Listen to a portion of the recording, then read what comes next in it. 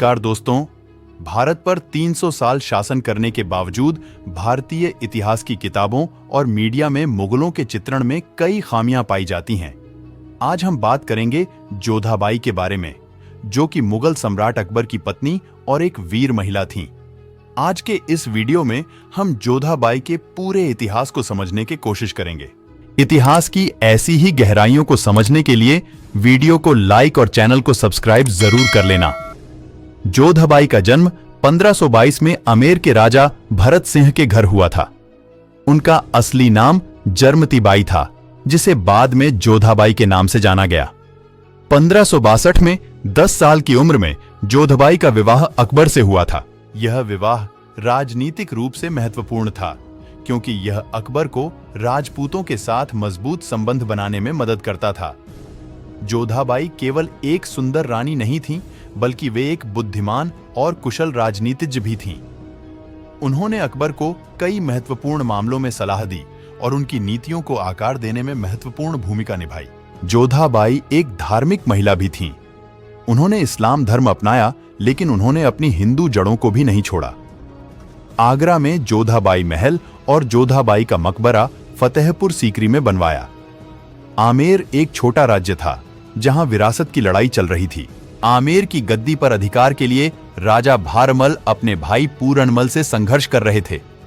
उनका पड़ोसी राठौर घराना भी उनके राज्य पर नजर गड़ाए बैठा था। राजा भारमल के भाई को मुगल गवर्नर मिर्जा शरफुद्दीन हुसैन का समर्थन मिल रहा था। राजा भारमल एक अच्छे रणनीतिकार थे। उन्होंने अपने भाई से पार पाने के लिए अकबर की सहायता मांगी और अपनी बेटी हरक्खा से उनकी शादी का प्रस्ताव रखा। इससे पहले भी कई बार राजपूत परिवार विजयी प्रतिद्वंदियों में अपनी बेटियों की शादी करते रहे थे। इससे पहले मारवाड़ के राव मालदेव ने अपनी एक बेटी की शादी गुजरात के सुल्तान महमूद और दूसरी बेटी की शादी इस्लाम शाह सूर से की थी। अकबर ने राजा भारमल का पैगाम स्वीकार कर लिया था और अपने गवर्नर मिर्जा शरफुद्दीन हुसैन को हिदायत दी थी कि राजा भारमल के बंधक बनाए गए रिश्तेदारों को रिहा कर दें। अकबर ने जोधाबाई का धर्मांतरण नहीं करवाया था। अकबर ने वहां से आगरा तक का 200 किलोमीटर का रास्ता 3 दिन में तय किया था। जोधाबाई के साथ उनके भाई भगवंत दास और भतीजे मान सिंह भी आगरा आए थे।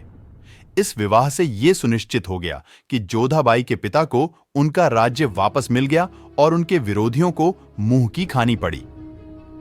वर्ष 1562 में अकबर के जनान खाने में प्रवेश करने वाली जोधाबाई को अपनी सारी प्रथाएं और विश्वास साथ लाने की इजाजत दी गई। वो अकबर की पहली गैर मुस्लिम पत्नी थीं, जिनका धर्मांतरण नहीं किया गया था। जोधाबाई का ही असर था कि अकबर ने खुद तो गोमांस खाना छोड़ा, अपने दरबार के लोगों के गोमांस खाने पर भी प्रतिबंध लगा दिया।